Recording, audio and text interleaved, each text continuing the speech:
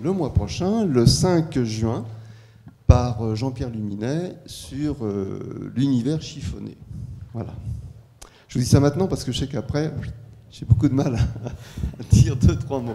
Voilà, merci Anne, donc merci. Je te laisse la parole. Donc, mon exposé va porter sur l'univers en rayons X. Alors, dans cet exposé, je vais essayer de vous montrer ce qu'on voit actuellement, ce que les derniers satellites, c'est-à-dire un satellite européen et un satellite américain, observent en ce moment. Donc, c'est des satellites qui ont été envoyés il y a 1 an et demi et 2 ans, et nous travaillons sur les premières données qui arrivent, enfin maintenant elles sont plus premières, sur les quelques récentes données qui arrivent.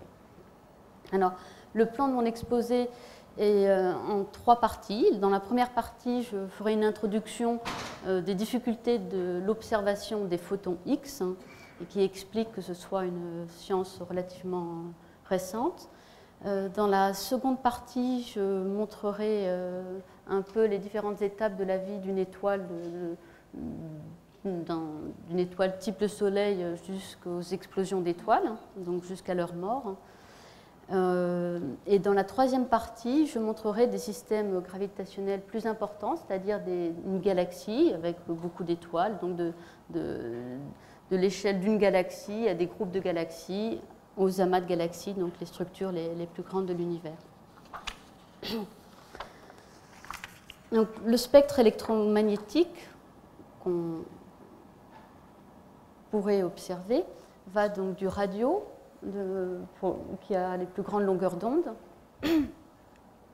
ici, du radio à l'infrarouge, le domaine visible que vous connaissez bien, ultraviolet, rayons X, rayons gamma. Donc les rayons X, rayons gamma, les plus hauts énergétiques correspondent aux plus petites longueurs d'onde, de l'ordre de l'angstrom en rayons X, quelques angstroms, et correspondent à des énergies typiques de 1000 électronvolts, 1 keV, ce que je dirais dans la suite de l'exposé, 1 keV pour 1 kilo-électronvolt, 1000 électronvolts, qui est l'unité qu'on utilise beaucoup.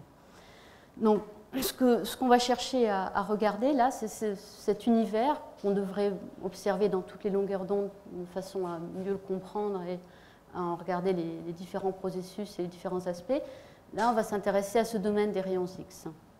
Alors, la première difficulté de l'observation en rayons X, c'est l'atmosphère terrestre. Voici la courbe d'absorption de l'atmosphère. Alors, ce qu'on voit, c'est pour une source du ciel, la moitié des photons qui arrivent. Cette courbe représente la moitié des photons qui arrivent d'une source placée en dehors de l'atmosphère terrestre, en fonction de la longueur d'onde, ou de l'énergie ici. Donc, vous voyez les différentes gammes du domaine radio, ici, donc c'est-à-dire les longueurs d'onde les plus grandes, de l'ordre du mètre, du centimètre, au mètre, kilomètre. L'infrarouge, l'optique, que cette petite bande ici, visible, donc c'est-à-dire que l'atmosphère, on voit qu'on peut avoir l'ensemble de l'émission émise au sol. Il n'y a pas d'absorption de l'atmosphère, et c'est pour ça qu'on voit en optique le ciel. Et puis on a des fenêtres atmosphériques dans l'infrarouge, le domaine UV, X, gamma. Et là, on voit que dans ces domaines-là, ultraviolet X, donc assez énergétique, il faut être à une altitude au-delà de la surface terrestre très importante. Ici, vous avez l'altitude. Donc là, on voit par exemple l'Everest, c'est en kilomètres, de 0 km à 150 km. Donc on voit que dans le domaine optique, au sol, on détecte. Pour arriver à détecter la moitié des photons qui sont émis, il faut être à 150 km, typiquement, au-dessus de la surface de la Terre. Donc ça veut dire qu'il était impossible du sol d'avoir aucune détection jusqu'à très récemment, parce qu'il fallait des engins spatiaux qui soient suffisamment puissants, des fusées, pour amener des détecteurs à ces altitudes, 150 km. Et donc ça a été la première difficulté de l'astronomie X. Alors, ce qu'on appelle astronomie X classiquement, c'est la gamme d'énergie 0,1 keV, 20 keV, donc 0,1 kilo-électronvolts, 100 électronvolts à 20 000 électronvolts. Donc dans cette gamme d'énergie, comme je viens de vous le montrer, l'atmosphère terrestre est opaque aux rayons X. Donc on ne traverse pas. En fait, il faudrait être à plus de 99% de l'atmosphère pour pouvoir observer. Donc ça a poussé à l'attente de développement de fusées ou de satellites pour pouvoir observer cet univers dont on ne connaissait absolument rien il y a 30 ans. Et ce qui explique que ce soit une science relativement jeune. Donc, pourquoi les photons X ne traversent pas l'atmosphère? En fait, il y a un effet d'absorption photoélectrique. Ils servent à exciter les atomes d'oxygène et d'hydrogène de l'atmosphère et à ioniser, et donc ils ne traversent pas l'atmosphère. Ils sont absorbés. Alors, les prémices de l'astronomie X, ça a donc débuté avec des engins spatiaux, enfin des fusées qui soient suffisamment puissantes pour atteindre cette altitude au-dessus de la surface terrestre. Les premières fusées, elles datent de l'après-guerre, suite au développement fait pour la guerre, donc, ont été faites par le laboratoire de recherche navale aux États-Unis. Et les premières fusées ont détecté l'émission X du Soleil. Donc ça, avant, on ne savait absolument rien de l'émission probable de l'univers en rayons X. C'est-à-dire qu'il n'y avait pas d'idée, il n'y avait pas de théorie qui disait on va observer et voir une émission très intense ou pas. Personne n'avait vraiment d'idée sur ce domaine. C'était vraiment les premières observations. Donc l'émission X du Soleil a été quelque chose de fabuleux. Et en même temps, ça a amené à une grande déception, c'est-à-dire que les gens ont fait le calcul de regarder la brillance X du Soleil et de mettre ce flux à une distance, la distance par exemple de la première étoile, qui est la plus proche de nous. Et dans ce cas-là, en fait, ils se sont rendus compte que la sensibilité instrumentale était beaucoup trop faible et qu'on ne pouvait pas détecter. Donc on a eu vraiment l'impression qu'il n'y avait plus rien à faire en astronomie X, que ça s'arrêtait au Soleil, et puis que les détecteurs qui étaient développés étaient vraiment, mais très nettement, infiniment faibles pour arriver à détecter une émission autre dans l'univers. En fait, il y a eu quand même des équipes qui ont été extrêmement motivées et qui se sont dit que ce n'était pas possible, qu'il fallait absolument investir l'émission de cet univers et qu'il fallait continuer la recherche, améliorer les détecteurs, améliorer les fusées et arriver à vraiment observer sur un long temps, dans des bonnes conditions, cet univers. Et le justificatif de ça a été en fait de rechercher l'émission de la Lune. Parce que dans ce cas-là, la difficulté, c'était un développement instrumental, il fallait beaucoup d'argent. Et pour avoir cet argent, en fait, ils se sont servis des programmes américains pour aller sur la Lune, donc dans cette période-là, et qui ont donné beaucoup de budget pour essayer de regarder l'émission de la Lune, qui permettait d'avoir des renseignements qui auraient permis d'avoir des renseignements sur la surface de la Lune. Donc dans la prévision, effectivement, d'aller sur la Lune. Donc ça a développé beaucoup de budget, et des équipes ont pu travailler pendant longtemps à développer ces laboratoires sur cet axe. Et en fait, donc les premières fusées qui ont réussi, avec des détecteurs qui ont tenu au lancement, ce qui n'était pas facile dans les premiers temps, ça date de 1960, donc Giacconi et Rossi. Et la première source extrasolaire a donc été observée en 62, elle s'appelle SCO X1, c'était dans la première source dans la constellation du Scorpion, qui a donc relancé toute la problématique de l'astronomie X et la volonté de rechercher quelles étaient les sources possibles d'émissions. Donc entre 62 et 70, il y a eu énormément de fusées et de vols-ballons, un petit peu plus haute énergie, parce qu'à plus haute énergie, on pouvait avoir des ballons qui étaient à plus faible altitude, comme vous l'avez vu sur l'absorption de l'atmosphère. Et puis ça veut dire que c'était donc possible de détecter d'autres sources qui soient à des distances stellaires, tout du moins. Alors ce que ça montrait aussi, c'est que comme on s'attendait à une très faible luminosité en prenant le flux du Soleil, le flux X du Soleil, ça veut dire que ces sources étaient vraiment extrêmement énergétiques, avec des puissances phénoménales. Et là, la question était de savoir d'où venait toute cette énergie. Comment se faisait-il qu'il y avait des sources qui émettaient tant de rayons X? Et pour ça, il n'y avait pas d'idée préétablie. Donc le début de l'astronomie X, ça a été vraiment d'essayer de comprendre la nature de ces sources, quels étaient les mécanismes d'émission, quelles étaient les sources d'énergie, parce que là, on n'en avait vraiment pas d'idée. Et pour ça, il fallait arriver à faire une identification optique et radio, c'est-à-dire à savoir ces émissions X venaient de quels objets, de quelle direction du ciel.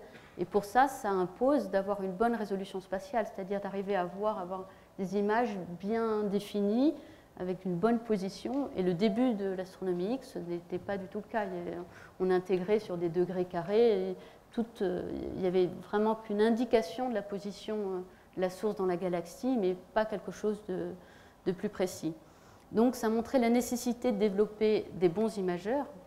Il fallait positionner la source et regarder l'identification, la contrepartie optique et radio, de façon à savoir de quel type de source il s'agissait. Également d'avoir le spectre X, c'est-à-dire d'avoir la distribution de photons en fonction de l'énergie dans le domaine X, qui permet d'établir quels sont les mécanismes d'émission et donc quels sont les processus associés et donc quelle est la physique sous-jacente à ces objets. Également les courbes de lumière, c'est-à-dire on voulait voir si les sources étaient variables, pouvoir suivre des sources variables et collecter un plus grand nombre de sources de façon à pouvoir faire de la statistique sur ces objets qui émettaient en X et les caractériser. Donc en fait, ça a été possible en 1970 par le premier balayage du ciel qui a été fait par un satellite américain, Uhuru, qui a donc un balayage du ciel, c'est-à-dire que jusqu'à présent, les fusées et satellites regardaient une région précise du ciel qui était assez grande, donc mal définie, mais c'était pas un balayage complet du ciel. Et c'est en faisant ce balayage qu'on peut arriver à savoir quel type de source, répartition des sources, caractérisation de ces sources et à quoi elles correspondent. Donc, ce qui a été révolutionnaire à l'époque, ça a été les observations de Centaurus X3, donc une source extrêmement brillante dans le Centaure, pour lequel on a vu une variation du flux, une première indication, une variation de la période de variation de ce flux, et une extinction cyclique de durée de 11 heures. Ça, tous ces trois éléments permettent de dire que c'est un système binaire à éclipse avec une étoile à neutrons en rotation. Donc l'étoile à neutrons en rotation donne la période de 4,84 secondes. Le fait que ce soit un système binaire avec une variation fait une variation de la période due à l'effet Doppler, le déplacement de la fréquence. Et puis l'extinction cyclique dit que le système binaire est à éclipse, c'est-à-dire que la variation est dans le plan de notre ligne de visée et que la source disparaît pendant 11 heures. Donc ça, c'était le début de l'astronomie X, parce qu'on a commencé à quantifier des choses, mesurer, diagnostiquer, alors qu'avant, c'était vraiment les premiers débuts, les premières indications.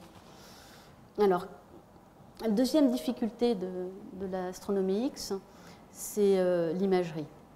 Parce que ces photons qui sont extrêmement énergétiques ne se réfléchissent pas facilement, ils sont très vite absorbés. Dans notre atmosphère, ils sont absorbés en 10 cm pour 1000 électronvolts typiquement. Donc en fait, on n'arrive pas à les faire, ils ne se réfléchissent pas, très difficilement. Donc on ne peut pas utiliser les mêmes méthodes qu'en optique. Et la seule façon d'arriver à les défléchir et donc à les focaliser pour faire une image, c'est d'avoir des miroirs à incidence rasante. C'est-à-dire qu'au lieu de traverser comme ça et d'avoir la structure cristalline, où on a une chance sur deux, enfin, quasiment de passer entre les atomes du matériel, on se met à incidence rasante, et là on a une série d'atomes, et là on a une probabilité de réflexion qui est nettement plus élevée que comme ça. Donc c'est pour ça que les miroirs X sont à incidence rasante. Donc au lieu d'être des plans comme ça, ça va être quelque chose qui est dans la ligne de visée. Donc c'est ce qu'on voit ici. Donc là on voit les surfaces, une partie avec une surface parabolique du miroir et une partie avec une surface hyperbolique. En fait, les rayons X arrivent par ici, sont réfléchis une première fois, puis une deuxième, et arrivent à focaliser. On arrive comme ça à les focaliser sur une incidence rasante.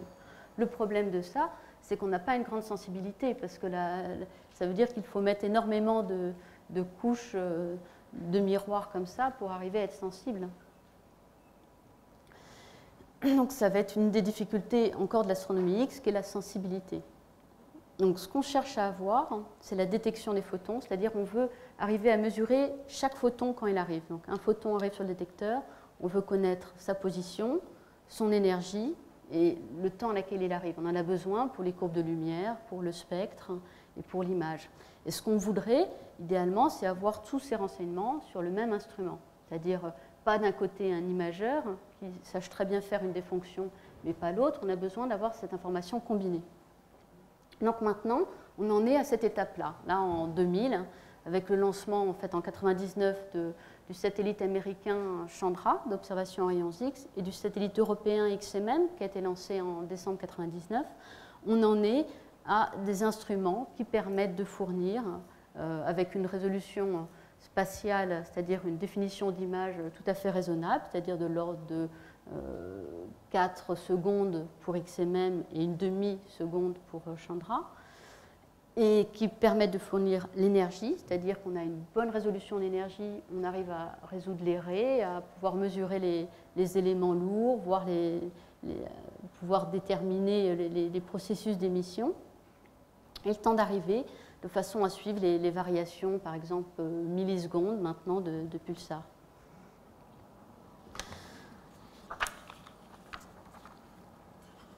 Donc, voici un exemple de miroir. Donc, ce sont les miroirs XMM. Donc, on voit 58 miroirs, donc, couches de miroirs ici, concentriques, co-alignés.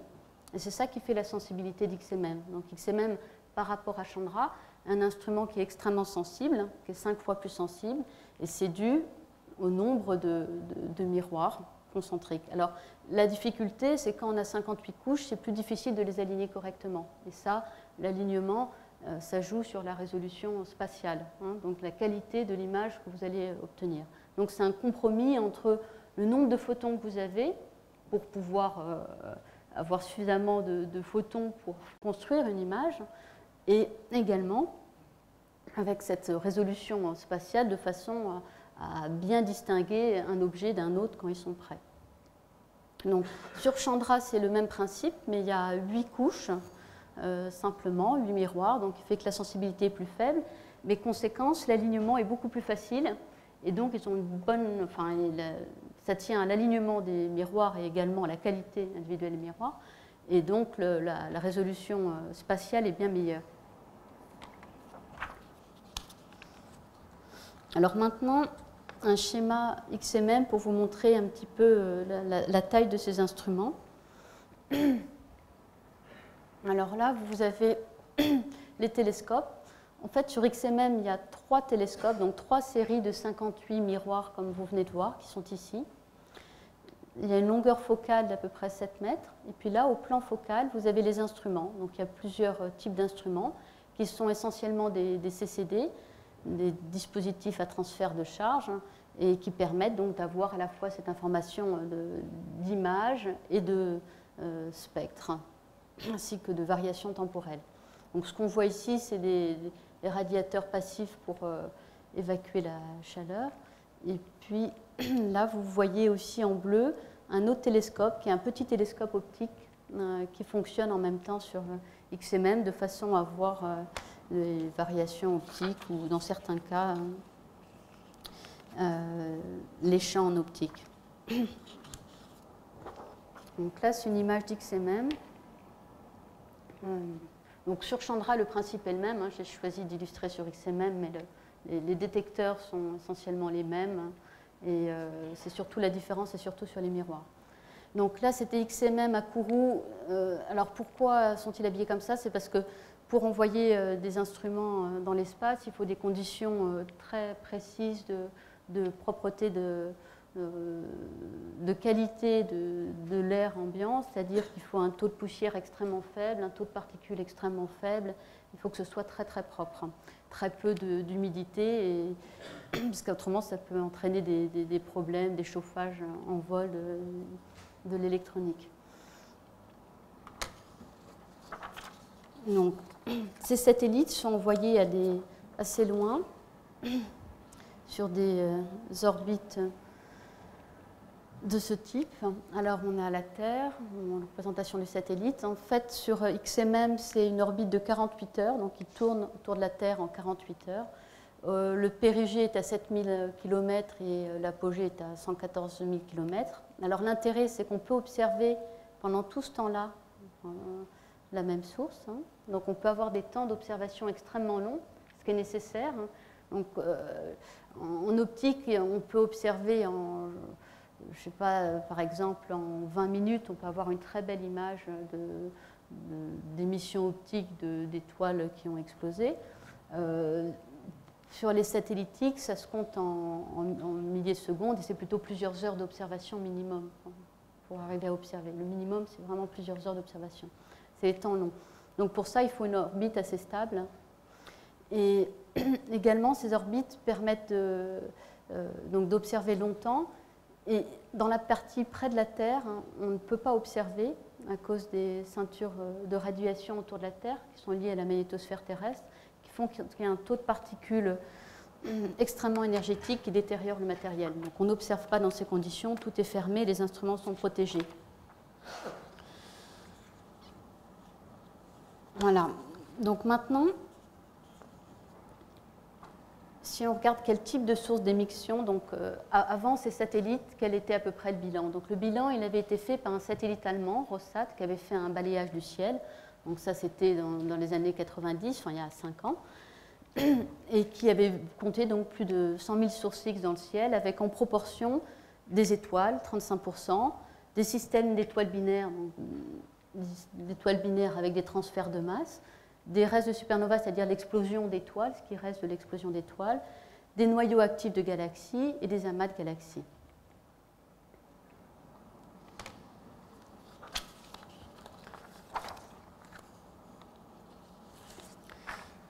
Alors maintenant, dans cette deuxième partie, je vais vous montrer donc un petit peu, rappeler les conditions de vie et de mort des étoiles et regarder, illustrer donc, quelles sont les émissions X qui vont être associées dans ces diverses étapes. Donc je vais sélectionner que quelques passages parce que je ne peux pas bien sûr tout montrer. Donc là on voit 2 galaxies. Bon, dans une galaxie, il y a beaucoup d'étoiles, il y a une centaine de milliards d'étoiles. Ce qu'on voit, c'est les structures en densité, ces bras spiraux dans lesquels sont la plupart des nuages interstellaires, du gaz interstellaire, hein, et des étoiles massives. C'est là où se forment les étoiles. Donc la première phase est une phase qui est due, la phase de naissance des étoiles est due à l'effondrement gravitationnel de ces nuages, donc typiquement dans ces bras ou dans la région centrale de la galaxie, où les étoiles se forment. Donc la création, la gravité de ces nuages va faire qu'on va avoir un effondrement jusqu'au point où la fusion de l'hydrogène commence. Donc la vie de l'étoile commence à ce moment, au moment de la fusion de l'hydrogène. Par la suite, cette vie va être en fait une lutte permanente contre la gravité. Et l'élément de lutte contre cette gravité, ça va être la fusion des éléments. Donc pour que l'étoile soit en équilibre, ce qui va expliquer son évolution, ça va tenir à cet équilibre entre la gravité et la fusion des éléments. La fusion des éléments va chauffer le gaz, et cette pression thermique va lutter contre la gravité. Donc, dans une première phase, on peut regarder le Soleil, qui est une étoile ordinaire, de petite masse, qui est en train de brûler son hydrogène au cœur pour lutter contre la gravité. Donc ça, c'est l'émission, c'est le Soleil en rayons X, observé par le satellite japonais Yohkoh, ce qu'on appelle des rayons X mous ou soft, c'est-à-dire dans la gamme autour de 1000 électronvolts, plutôt que 10 000. Donc ça correspond à des températures de millions de degrés. Ce qu'on voit, c'est que l'émission n'est pas du tout homogène. Hein. On ne voit pas du tout la surface comme on voit en optique du Soleil. Ce qu'on voit, c'est des régions très structurées avec des boucles, hein, avec des éruptions sur le côté, des régions où on ne voit rien du tout, très sombres. Donc les régions qui sont sombres correspondent aux régions où il y a peu d'émissions X, voire pas d'émissions X. Et ces régions-là, en fait, sont les régions les plus brillantes en rayons X. Elles coïncident. En fait, elles correspondent sont liées à l'activité magnétique du Soleil. Et ce gaz qui émet en rayons X, qui est donc un gaz extrêmement chaud à des millions de degrés, provient en fait du chauffage par ces tubes de flux magnétiques qu'on voit ici, qui font ces boucles, et des éruptions de part et d'autre. Donc l'émission X du Soleil est due à l'activité magnétique du Soleil. Et ça, on peut voir, donc, ce qui émet en rayons X, c'est la couronne, c'est tout l'extérieur. Hein. La surface du Soleil, vous savez que c'est à une température beaucoup plus basse, de 6000 degrés, hein, qu'on voit en optique. En fait, cette couronne, on pourrait la voir avec... on la voit lors d'éclipses totales, par exemple. Donc, ceux qui ont pu voir l'éclipse totale ont vu toute la couronne. C'est cette couronne qui émet en rayons X. Donc, avec une température extrêmement élevée vers l'extérieur. Donc, au début, personne ne s'imaginait que la température de la couronne était beaucoup plus élevée que la température de la surface. En fait, ça impose qu'il y ait une source permanente d'énergie qui chauffe cette couronne. Et ce chauffage, on pense qu'il est donc dû à cette activité magnétique.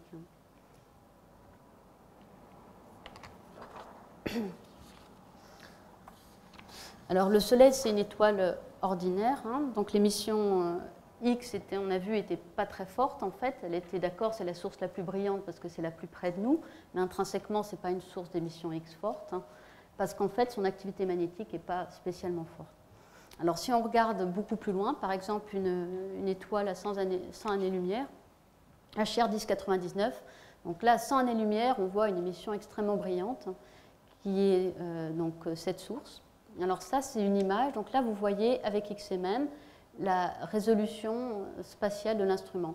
Et les structures là, comme ça, sont liées au support des miroirs concentriques que vous avez vu dans l'image qui montrait les miroirs. Il y avait des supports pour les tenir, hein, et c'est ça qu'on voit.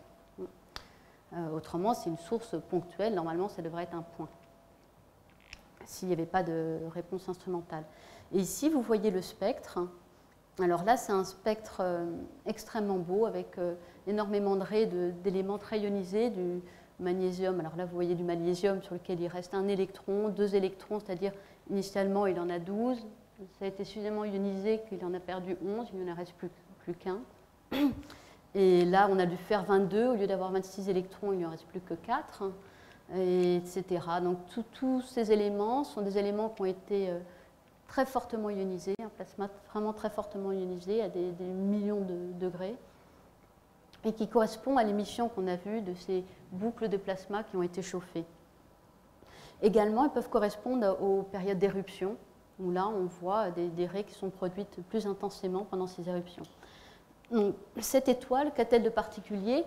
En fait, elle est dans un système binaire très serré, il n'y a pas de transfert de masse, simplement le fait qu'elle soit dans un système binaire très serré accroît l'activité magnétique, fait qu'il y a des boucles beaucoup plus fortes avec des énergies beaucoup plus fortes qui sont impliquées, qui font que l'émission X est bien plus importante. Alors maintenant, si je peux illustrer le cycle de vie d'une étoile massive, donc, on part du début, alors par effondrement gravitationnel d'un nuage, on arrive à former, à enclencher en élevant la pression et la température à l'intérieur. On arrive à des températures suffisamment importantes pour déclencher la fusion de l'hydrogène, qui après est le combustible qui permet donc à l'étoile d'avoir une période stable. Puis progressivement, elle va brûler son hydrogène, tout son hydrogène, puis l'hélium, etc., etc. Donc ça, c'est le cas des étoiles massives. Les étoiles massives ont un plus grand potentiel, puisqu'elles sont plus massives, l'effondrement gravitationnel va être plus fort, elles vont pouvoir à terme atteindre des températures beaucoup plus élevées, donc jusqu'à l'effusion des éléments beaucoup plus lourds. Donc elles arrivent à une phase de supergéante rouge avant, pour la plupart, d'exploser en supernova. De cette explosion peut rester soit un trou noir, soit une étoile à neutrons. Donc la partie centrale de l'étoile deviendra une de ces objets compacts, et toute la partie extérieure va être éjectée dans le milieu interstellaire et va être recyclée, c'est-à-dire que cette génération de milieux interstellaires enrichis va permettre une nouvelle génération d'étoiles, et le cycle va comme ça. Et va fournir au milieu interstellaire, va chauffer le milieu interstellaire et fournir des éléments lourds. Et ces éléments lourds sont cruciaux puisqu'ils ils permettent le fait que nous existions et la production d'éléments de fer sur Terre. Donc, la fusion nucléaire va aller jusqu'au fer. Et lors de l'explosion, on va arriver à produire des éléments beaucoup plus lourds et radioactifs. Tout ça, ça va enrichir le milieu interstellaire, donc le milieu qu'il y a entre les étoiles dans la galaxie, en éléments lourds.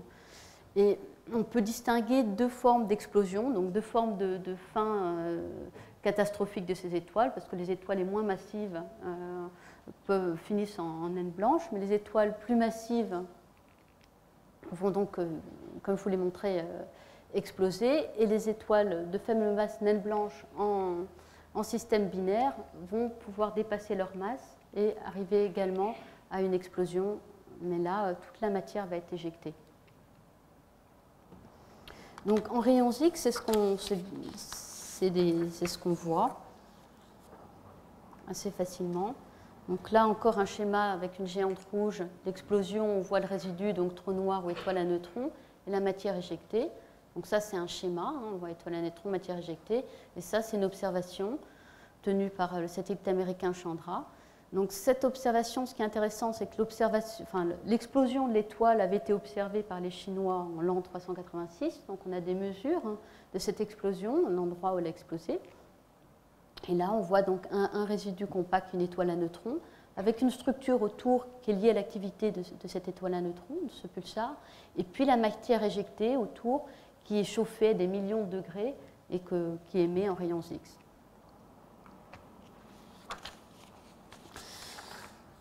Alors, la mort d'une étoile, comment ça se produit? On appelle ça supernovae. Alors, novae, normalement, le nom disait plutôt l'inverse, parce que le nom supernovae disait plutôt que c'était des étoiles qui apparaissaient brusquement dans le ciel avec des brillances gigantesques, à l'époque des observations historiques, faites par les Chinois ou les Européens, et qui libèrent une énergie considérable, de l'ordre de 10 puissance 5 erg. En fait, il n'y a qu'une toute petite fraction qui est sous forme de lumière visible. C'est ce qu'on voit, c'est ce qui a été observé historiquement, mais cette fraction-là est vraiment très très faible. Alors, je ne sais pas si vous vous souvenez de SN87A, donc c'est l'unique explosion qu'on a pu voir à l'œil nu et où on voit donc avant, dans les nuages de Magellan, avant, donc cette petite étoile qui est là, et après l'explosion, une brillance considérable qui égalait la brillance des nuages de Magellan. Là, dans le grand nuage de Magellan, ici représenté. Donc, le grand nuage de Magellan, c'est une petite galaxie irrégulière qui est satellite de la nôtre, la galaxie la plus proche. Donc, ça, c'est le début de l'histoire. Ensuite, cette onde de choc de l'explosion va chauffer le milieu qui est autour. Donc, c'est une onde de choc qui va chauffer un énorme volume de gaz, par exemple. C'est ce qu'on voit ici pour ce reste de supernova de Kepler qui a explosé en 1604 et qui a été observé par l'astronome Johannes Kepler. Et là, c'est une observation avec Chandra. Donc on voit toute cette émission X extrêmement forte de la matière. C'est la matière qui a été synthétisée lors de l'explosion, enfin lors de l'évolution de l'étoile, la fin de l'étoile et son explosion, et qui va être disséminée dans le milieu interstellaire. Donc là, on voit notre galaxie, la Voie lactée, par la tranche. Ça, c'est pour illustrer qu'on a des régions très absorbées. Donc, toute supernova qui exploserait assez loin de nous dans le plan de la galaxie aurait quand même des difficultés à être vue à cause de l'absorption. Et ça, c'est important parce que normalement, dans notre galaxie, on s'attend à 3 explosions, donc 3 supernovas par siècle. Et donc, la dernière qu'on a observée dans notre galaxie, parce que SN87A, ce n'était pas notre galaxie, date de 1604. C'est la supernova donc observée par Kepler. En 400 ans, on n'en a pas revu depuis. Aucune supernova. Alors pourquoi c'est quasiment certain qu'elles ont explosé à ce rythme-là, approximativement. Par contre, on ne les voit pas parce qu'elles doivent être dans des régions très absorbées, plus loin de l'autre côté du plan galactique. Et les observations à haute énergie donc, devraient permettre de voir, parce qu'à très haute énergie, l'absorption va être moins forte et on devrait pouvoir voir. Donc, par exemple, c'est un des objectifs à plus haute énergie X dur et rayon gamma du prochain satellite intégral d'observation, satellite européen d'observation gamma, rayon gamma. Donc maintenant, donc ces restes de supernova, pourquoi ça chauffe? En fait, la matière qui est éjectée, elle est éjectée à des vitesses gigantesques. Elle a quelques 10 000, 20 000 km par seconde. Et donc c'est une collision extrêmement forte entre la matière de l'étoile qui est éjectée et le milieu qui est autour, qui est ce milieu interstellaire entre les étoiles. Donc ça, cette interaction-là amène à des chocs très forts, hein, qui élèvent la température de façon considérable. Donc là, on voit un reste de supernova dans le petit nuage de Magellan, qui a à peu près 1000 ans. On voit l'onde de choc ici, l'onde de choc principale qui est de l'explosion, le milieu interstellaire, hein, qui est choqué, et puis, chose plus compliquée également, cette interaction dans la phase initiale amène en fait à deux chocs. Un choc vers l'extérieur, celui de l'explosion. En fait, la matière va finir par être décélérée, et à cette décélération est associée un choc. Et en fait, en résultat, on a une bande d'émission, enfin une sphère d'émission de gaz chaud ici, qui est encadrée par ces deux chocs, un qui va vers l'intérieur, un qui va vers l'extérieur. Donc ça, c'est un schéma de cette évolution qu'on voit extrêmement bien en rayons X. Et entre les deux, on a une interface qui est entre la matière qui est éjectée et le milieu qui est autour. Et c'est cette interface-là que vous voyez. Donc tout ce qui est en vert, qui est le plus brillant, c'est la matière qui est éjectée. Alors que ce qui est autour là, c'est le milieu interstellaire. Et la différence, c'est que la densité ici est beaucoup plus forte, parce que c'était de la matière de l'étoile. Donc les matières dans l'étoile sont... Les densités dans l'étoile sont excessivement plus fortes que celles du milieu interstellaire. Donc la densité est plus forte, et puis aussi les éléments lourds sont beaucoup plus forts. Alors dans cette gamme d'énergie, on a beaucoup de raies d'éléments lourds comme le carbone, l'oxygène, néon, magnésium, silicium, soufre, tout ça, ça émet. Et donc on voit cette émission extrêmement forte de ce milieu qui est enrichi. Et à l'interface, vous voyez que ce n'est pas du tout une sphère ici, c'est très distordu avec des structures comme ça. Ça, on voit ici le développement d'instabilité hydrodynamique, l'instabilité dans la propagation de la matière, hein, une interface qui se développe. Et qui permet, c'est par ce mécanisme qu'on mélange les éléments avec le milieu interstellaire. Donc maintenant, d'autres exemples d'étoiles massives. Cassiopéa, donc une étoile dont on pense que l'explosion date de 1670, qui n'a pas été véritablement identifiée comme telle. Donc là, on voit toute cette émission du gaz chauffé avec des structures encore. Et là, ce qu'on voit, c'est les éjectats, avec ici beaucoup de fer en bleu, de l'oxygène ici, et autrement beaucoup de silicium.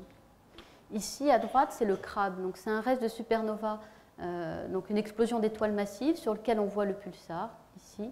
Et puis tout ce qu'on voit autour, en fait, et tout le milieu qui est autour du pulsar, qui a été complètement énergétisé par le pulsar, par la rotation grande vitesse de ce pulsar, qui va faire cette émission, ce qu'on appelle émission synchrotron, donc c'est une émission sans ray, qui est due aux électrons qui spiralent dans les lignes de champ magnétique qui sont très fortes.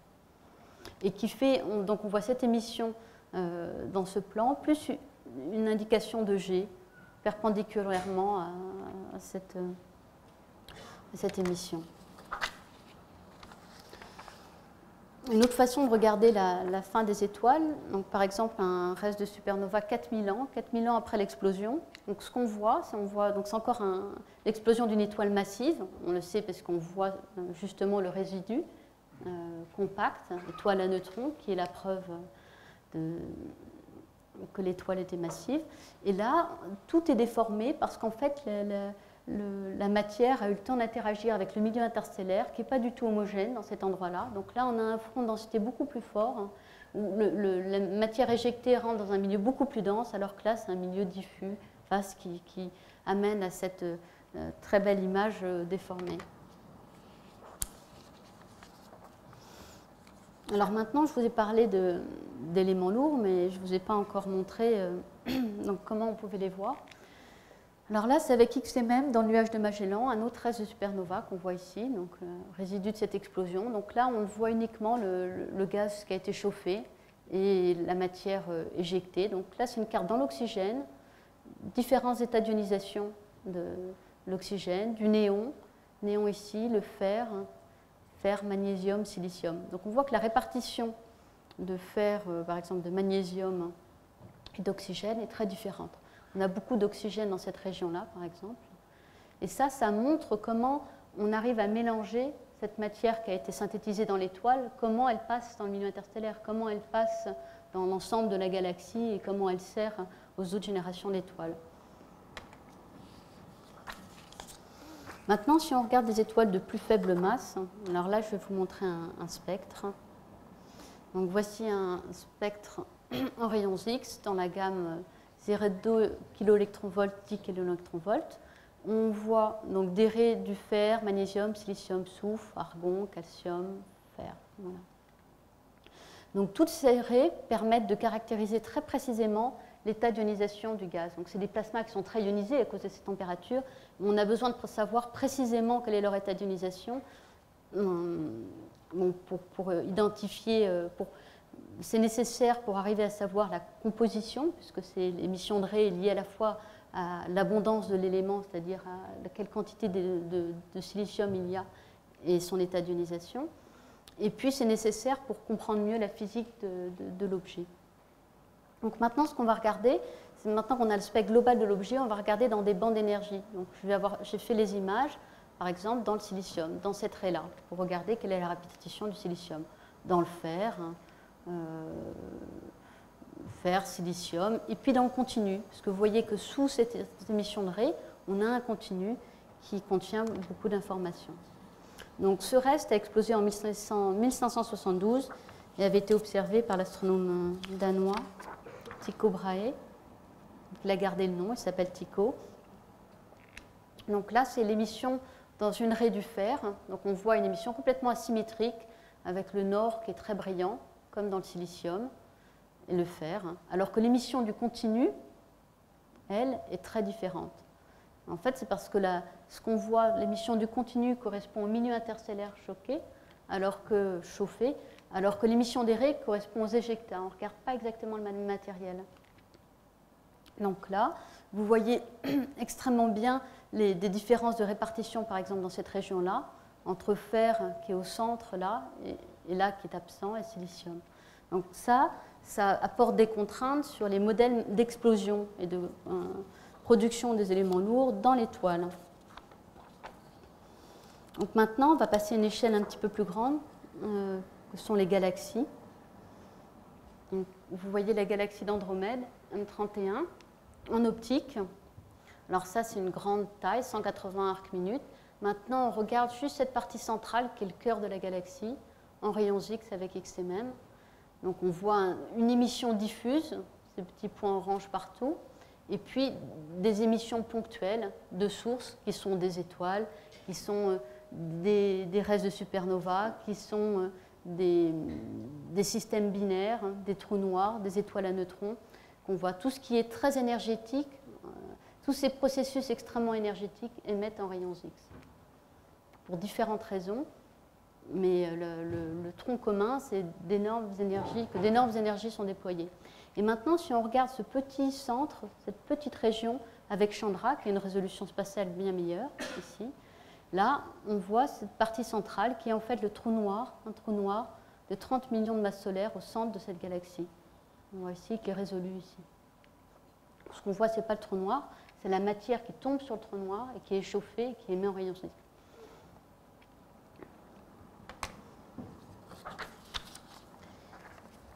Alors ça, c'était une galaxie spirale, qui est une galaxie assez proche de nous, qui est assez semblable à notre galaxie, la Voie lactée, et qui fait partie du même groupe de galaxies que la nôtre, avec les nuages de Magellan, M31 et d'autres. Maintenant, si on regarde une galaxie elliptique, donc ça c'est avec XMM, on regarde donc cette galaxie, le cœur de cette galaxie elliptique, donc on voit quelque chose d'assez diffus, hein, pas vraiment de structure de source ponctuelle, et on voit une déformation, là, une petite déformation. Et en fait, en regardant plus précisément, donc toujours avec XMM, cette région-là, ces contours en blanc sont l'émission de cette structure qui en fait sont des jets. Des jets de la partie centrale, donc ça c'est une partie avec un noyau, ce qu'on appelle un noyau actif de galaxie, où il y a un trou noir très massif qui accrète de la matière et qui a toute une énergétique autour de ce cœur de la galaxie et qui amène à l'éjection de matière sous forme de jet. Donc l'image ici est une image radio, mais les contours, c'est les contours X dans une bande d'énergie précise, qui n'est pas celle-ci, ça c'est dans toute la gamme. On a regardé dans une énergie plus précise, plus étroite, où ces jets sortent beaucoup mieux. Voilà. Donc on arrive à regarder au cœur de ces galaxies. Maintenant, quand plusieurs galaxies se regroupent, on appelle ça des groupes de galaxies. Et les groupes de galaxies, c'est assez important parce qu'en fait, ce qu'on essaie de comprendre dans l'univers, c'est comment on arrive à cette répartition de matière, comment on arrive à ces structures que sont les galaxies ou les amas de galaxies, les groupes de galaxies. Et pour ça, c'est important de regarder toute cette phase d'évolution du passage d'une galaxie à un petit groupe. Donc là, c'est un petit groupe qui s'appelle Ixon 16, qui a en fait 7 galaxies. Là, on en voit très bien 4 galaxies qui sont très brillantes. Alors ça veut dire que ça va avoir une structure très irrégulière, parce qu'on ne fait pas un groupe avec 4, c'est un petit groupe, ce n'est pas vraiment quelque chose de très régulier. Ce qu'on voit ici, c'est des images qui donnent des informations sur la température. Donc là, on voit que c'est très très chaud. En fait, ça, c'est une partie, ça c'est encore une galaxie qui est très active, dont le cœur est très actif avec un trou noir, et qui a une région tout autour de nuages moléculaires très fortes qui absorbent l'émission à basse énergie. Donc on voit que la partie haute, bleue, haute énergie du spectre. Donc ça, c'est l'image rayons X, XMM, et là, vous avez l'image en optique, on voit ces galaxies en optique. Donc là, ce groupe, ce qui nous intéresse maintenant, c'est de comprendre, pour que ça fasse un groupe, ça veut dire qu'ils sont liés gravitationnellement. Et pour voir s'ils sont liés gravitationnellement, on a besoin de voir s'il y a un gaz autour qui est pris dans ce potentiel gravitationnel et qui émet en rayons X. Donc là, c'est ce qui est recherché dans ces groupes de galaxies. Donc dans ce groupe, on retrouve les galaxies que je vous ai montrées ici, pas sous le même angle, et là, tout autour, cette émission faible, certes, mais présente, est une émission diffuse, une émission du gaz qui a été chauffé parce que ce gaz est pris dans le potentiel gravitationnel de ces 4 galaxies, enfin même 7 galaxies, et est élevé à une certaine température de quelques millions de degrés. Ici, HCG 62, c'est encore un autre groupe de Ixon, de galaxies. Et là, on voit bien l'émission diffuse qui a été observée par Chandra. Donc on voit une émission diffuse assez étendue, irrégulière, qui provient de la nature irrégulière de ce potentiel gravitationnel qui est un peu disparate. Maintenant, si on regarde des groupes, des associations, pas de quelques galaxies, mais de centaines ou de milliers de galaxies, on passe aux amas de galaxies. Donc là, c'est une observation avec le télescope de Hubble, de Abell 2218, qui a une distance de 4000 millions d'années-lumière. Donc ce qu'on voit, c'est toutes ces galaxies. Donc c'est un amas qui est très riche, ça veut dire qu'il a énormément de galaxies. Et donc on voit ces galaxies, on voit beaucoup de déformations, là, de petits arcs. En fait, c'est des effets de lentille gravitationnelle, parce que cet amas est très lourd et arrive à défléchir la lumière qui vient d'objets qui sont de l'autre côté. Et on retrouve donc cette lumière défléchie par cette masse très importante qu'il y a entre nous. Et donc maintenant, ça c'est l'émission en optique. Que verra-t-on en X?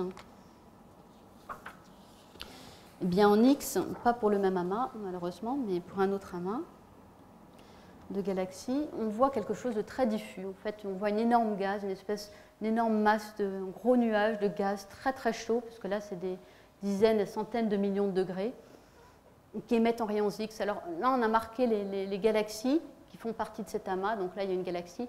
Donc vous voyez que l'émission individuelle de la galaxie, là, est complètement négligeable. Quand on regardait une galaxie isolée en rayons X, on arrivait à voir son émission, comme je vous l'ai montré, avec cette composante d'émission diffuse, ses sources compactes, les étoiles, le trou noir central, la plupart des cas.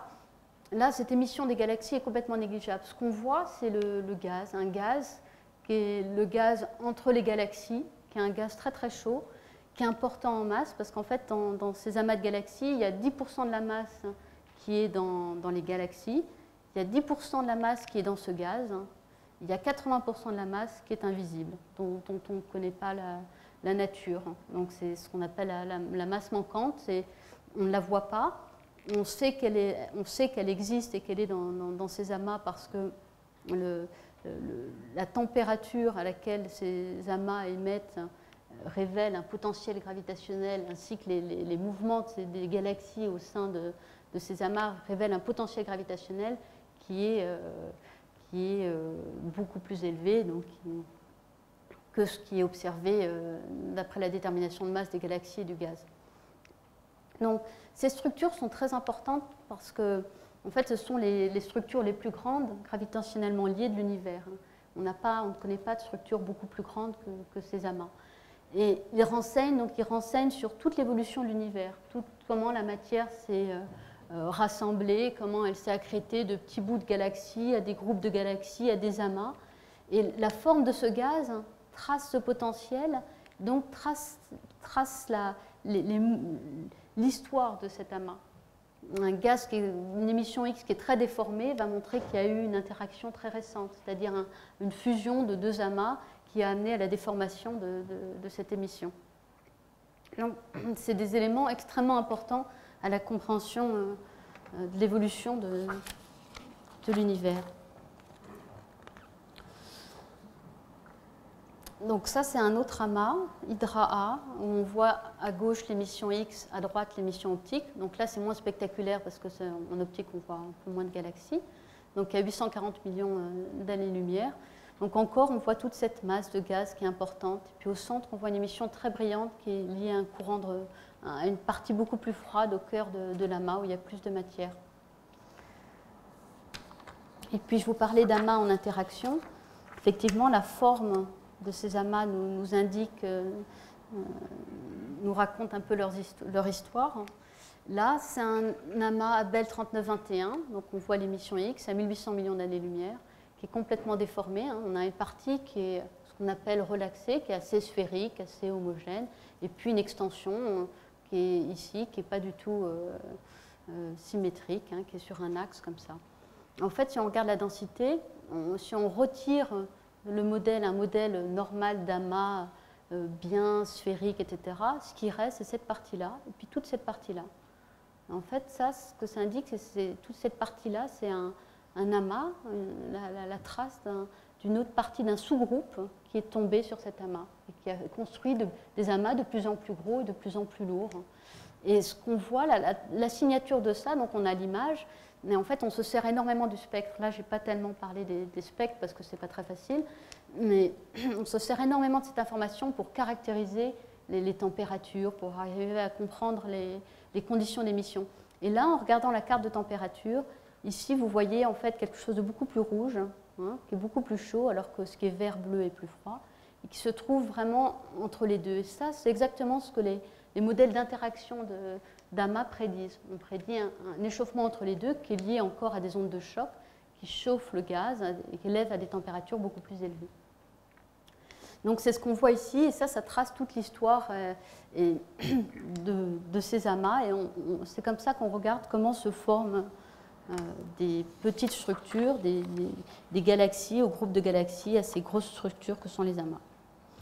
Et voilà, j'ai terminé. Donc maintenant, je vous montre rien qu'un ensemble d'objets en X. Alors ça peut aller des comètes à une étoile Eta Carina, qui est une étoile très massive, qu'on voit qui émet ici avec le milieu qu'elle a ionisé autour, un amas d'étoiles, un pulsar, le cœur d'une galaxie, des restes de supernova, un autre pulsar.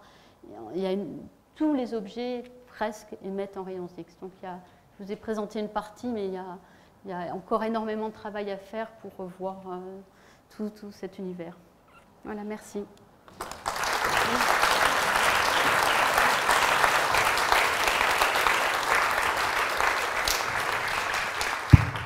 Merci beaucoup, Anne. Je présume que vous avez, après ce voyage fantastique là, dans l'univers X, des tas de questions à poser. Alors, vous vous souvenez des règles du jeu. On enregistre cette conférence depuis un certain temps, depuis le début de l'année. Donc, posez vos questions. Je vous attendez un tout petit peu et je vous apporte le micro. Voilà.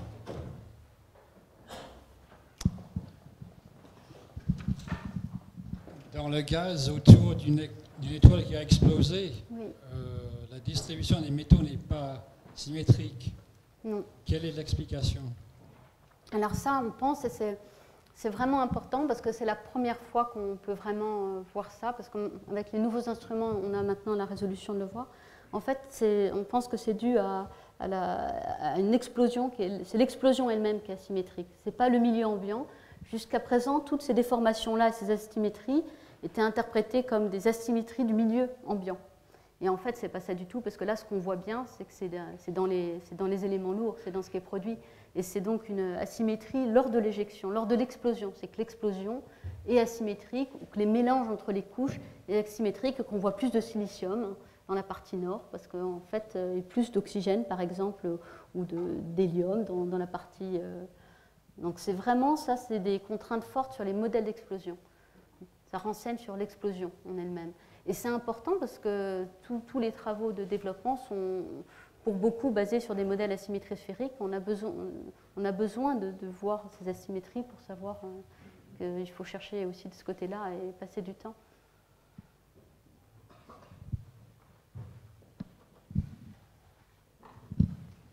Oui, ce serait 2 points. Je voulais préciser, pour les cosmonautes qu'on voyait près du satellite XMM, en fait, ce sont des ergoliers, c'est-à-dire qu'ils sont chargés de remplir le satellite de carburant, et c'est eux qui se protègent. Ils se protègent contre les émanations qui sont très toxiques. Oui, d'accord. Mais c'est la même chose dans un truc de salle blanche, on a les mêmes couvertures, exactement les mêmes principes. Et puis, j'avais une question, c'était sur le temps de pause nécessaire pour un objet. Alors ça dépend de l'objet, ça dépend de... Si c'est un objet brillant qui est brillant, le temps de pause commence à 10 kilosecondes, donc c'est 10 000 secondes, 3 heures. Par exemple, on a le XMM à regarder, où Chandra, des régions du ciel où il n'y a pas d'objet particulièrement brillant. Des régions où on pense qu'il n'y a presque rien, pour voir justement quel est ce fond extragalactique, qu'est-ce qu'il y a plus loin, quels sont les objets. Et dans ce cas-là, il faut poser 100 000 secondes. Donc ça peut être vraiment des journées de pause pour regarder les objets. Plus on regarde loin, moins on a de signal, plus il faut poser longtemps. Mais l'échelle, c'est entre 10 000 secondes et puis 100 000, 150 000 secondes. Anne, il y a une question ici. Quelle est la nature des miroirs? J'ai bien compris le système, mais quelle est la nature? Quel corps est-ce réalisé? Pardon, je n'ai pas compris votre question. En quel corps sont réalisés les miroirs? Ah, les miroirs, ils sont en nickel. Les miroirs sont en nickel pour la structure, pour arriver à tenir pour une raison structurelle. Et il y a un dépôt d'or qui est fait pour que ça réfléchisse. Mais en fait, c'était des difficultés sur les miroirs et d'arriver à trouver faire quelque chose qui ne soit pas trop lourd pour que ce soit envoyable sur un satellite. Donc là, XMM, c'était déjà 4 tonnes. Donc c'était un lancement Ariane 5. Il fallait qu'Ariane 5 marche. C'était le 3e lancement d'Ariane 5 quand même. Donc la contrainte de matériaux vient du poids et puis de la rigidité du système. Et puis après, le dépôt. Est-ce que vous pouvez en 2 mots nous expliquer, enfin tu peux nous expliquer comment de part on fait l'imagerie avec ces miroirs qui ont une forme un peu particulière, très différente de l'optique, oui. Et ensuite comment on fait la spectroscopie, c'est-à-dire un spectrographe, on sait ce que c'est qu'un spectrographe en optique, mais en X, c'est très différent. En fait, là c'est ce qu'on appelle des CCD, donc au plan focal on a des CCD avec donc d'un certain nombre de pixels. Alors, par exemple, pour les caméras sur XMM, il y a 7 CCD d'ailleurs. Il y a un premier central, et puis c'est une mosaïque de CCD. Voilà, on a quelque chose comme ça, avec donc 7 CCD indépendants, sur lequel donc, un photon arrive, un photon X arrive sur du silicium, ça fait des paires électrons-trous. En fait, le photon X qui arrive est très énergétique, dégage des électrons, libère des électrons. Ces électrons, il y a des différences de potentiel de chaque côté, donc c'est lu. Ces différences de potentiel ramènent les électrons au bord, là où c'est lu. On compte les électrons, donc à chaque arrivée, chaque photon. On lit très rapidement, on compte le nombre d'électrons, et ce nombre d'électrons est proportionnel à l'énergie. Mais pour ça, il faut que, par exemple, au moment, donc si un photon arrive en plein milieu du CCD, il faut que lors du transfert des électrons sur le bord, où s'opère la lecture, il n'y ait pas de perte d'électrons dans des trous, de façon à ne pas avoir la meilleure résolution spectrale, ça veut dire avoir le meilleur, le nombre d'électrons le plus près de ce qui a été fait. Donc la position de l'impact permet de reconstruire l'image, Ouais. et le nombre d'électrons Électrons, permet de connaître l'énergie, donc d'avoir le spectre. Et puis c'est lu extrêmement rapidement. Donc contrairement à l'optique, les CCD optiques, on accumule un certain temps, et là c'est lu extrêmement rapidement. À chaque photon, on lit pour avoir l'énergie. Oui, pour Donc, éviter la ça donne- superposition des événements. Autrement, on confond, on prend qu'il y a un photon qui a 2 fois plus d'énergie. Donc le principe, c'est de lire très vite, sans bruit, et puis voilà. Donc ça, c'est pour la spectro-imagerie. Donc là, on a à la fois l'information d'image et de spectre. Autrement, sur XMM, il y a aussi des réseaux, réflexion. Donc en fait, il y a 3 télescopes. Il y a un télescope où il y a un réseau de diffraction qui amène ici sur une série de CCD où le spectre diffracté, réfléchi est étalé. Et là, on a un CCD. Donc en fait, il y a la moitié du faisceau qui va sur le CCD et la moitié du faisceau qui va sur des réseaux. Mais sur le réseau, on perd toute information d'imagerie spatiale. Bon, c'était la partie technique, oui. Attendez. Petite seconde. Oui. Lors des futurs voyages interplanétaires, comment s'en protéger? En fait, c'est pas tant les photons X, on pourrait s'en protéger rapidement parce que à ces énergies-là, 10 cm d'atmosphère et c'est absorbé. Par contre, c'est à plus haute énergie, les rayons gamma et surtout les rayons cosmiques, c'est-à-dire les particules, les ions, les protons qui sont accélérés à des énergies considérables et qui là sont difficilement arrêtables.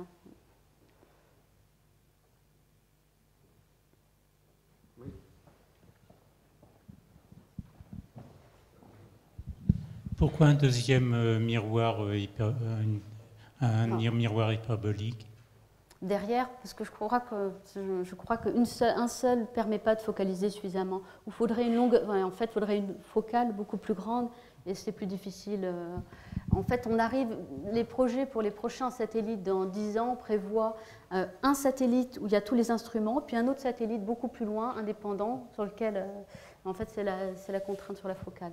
Dans M31, il y a deux zones de tourbillons. Est-ce que vous pouvez montrer sur le...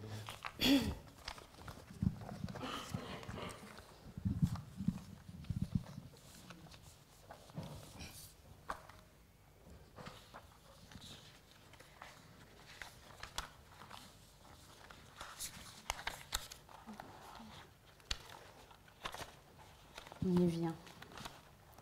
Voilà.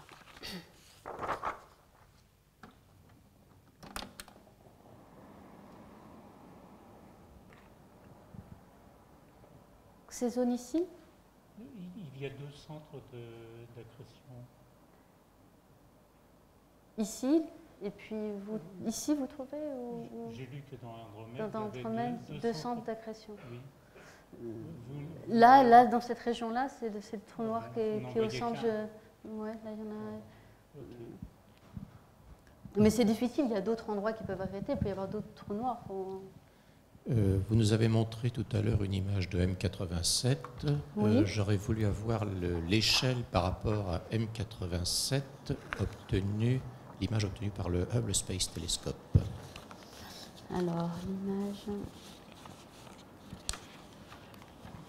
Je complète ma question parce que l'image que nous montrez nous montre un jet parfaitement tordu et celle du HST est parfaitement droit. Oui, ça c'est...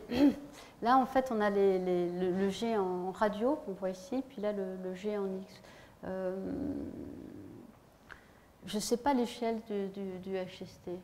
Là, cette échelle-là, alors attendez que je réfléchisse. C'est la totalité de la galaxie. Ça, c'est 30 arcs minutes. Donc là, on regarde telle région.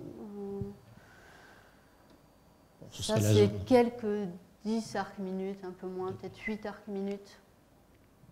Et vous, votre structure de G est la plus petite échelle. C'est pas la mienne, hein, c'est celle de Oui, M87, c'est l'image du HST. oui, Hein. oui, mais à la plus petite échelle, je pense. Oui, je pense, c'est plus resserré. En fait, donc, plus petite échelle, le G est plus focalisé, et c'est la grande échelle qui se défocalise. Puis on ne voit pas exactement la même chose en optique qu'en radio. D'accord, donc là on a plutôt l'effet dispersif du jet, beaucoup plus loin. Là on voit les lobes, la partie vraiment lobe. Merci. Du G.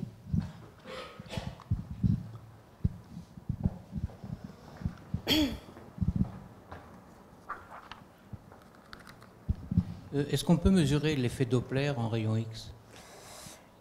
Oui, on peut.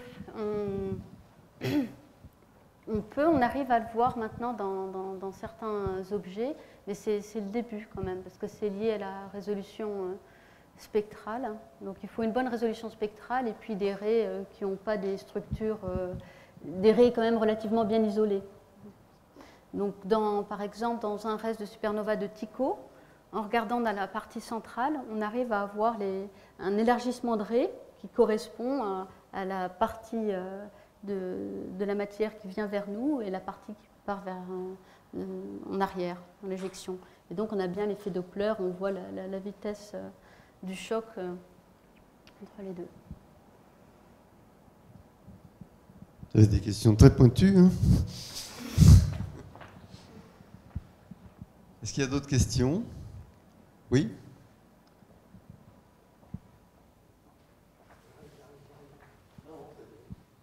Merci. Et pour régler les fameuses trucs, est-ce qu'il n'y a pas moyen de se servir de l'interférométrie? Bah là, ça serait une étape. Là, c'est pas les prochains projets pour 20 ans. Pour 2020, ils n'envisagent pas du tout l'interférométrie X. On n'en est pas encore à cette étape-là.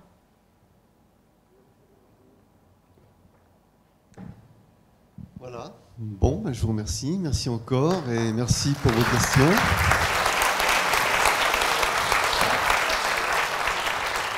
Donc rendez-vous dans un mois.